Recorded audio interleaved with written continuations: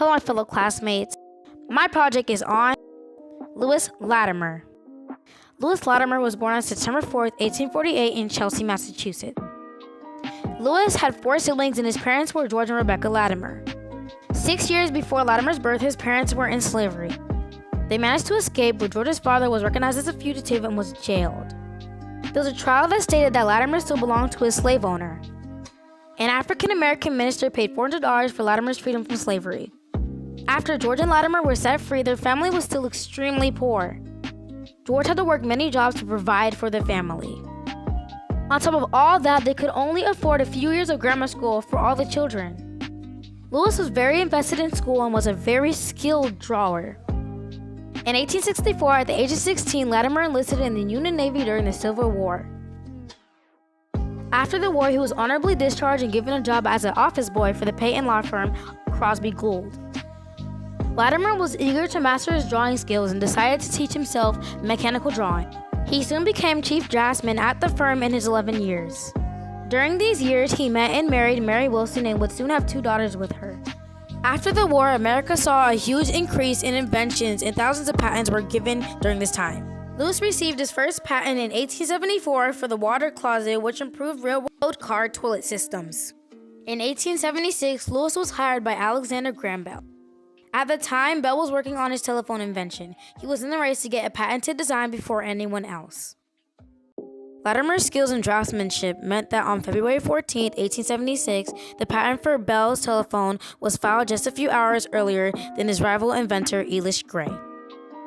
Without Latimer's expertise and knowledge, Bell would not have been as famous as he is today. In 1880, Latimer started working as a chemical draftsman for Hiram Maxim. Hiram was a fierce competitor to Thomas Edison. While working with Hiram, Latimer learned so much about light bulbs that by 1881, him and Joseph Nicholas registered a patent for a light bulb with carbon filament. This light bulb was a major improvement from Edison's paper filament light bulb, which would burn out very quickly. A short time afterwards, Lewis received another patent for the process of manufacturing carbon. Because of Latimer's knowledge, in 1884, he was hired by Edison Electric Light Company. Here, Lewis worked closely with Edison, became his patent investigator / expert witness, and protected Edison's patents and inventions against imitators. Impressed with Latimer's light bulb, Edison encouraged him to write his first book titled Incandescent Electric Lighting, a practical description of Edison's system. Lewis would also become one of the charter members of the Edison Pioneers, but he was the only African-American member of the highly prestigious group. Latimer made more than just a light bulb. In 1886, he registered a patent for an early air conditioning apparatus for cooling and disinfecting. In many ways, this could be seen as a grandfather invention of the modern air conditioning unit. Lewis also obtained a patent for locking racks, for housecoats and umbrellas. This invention was useful in restaurants, theaters, office buildings, etc. Latimer worked with Edison's company throughout the years as it merged with other companies to form General Electric, the company that still exists today. Lewis continued his work in legal department until 1911, where he spent the rest of his career as a painter consultant to law firms.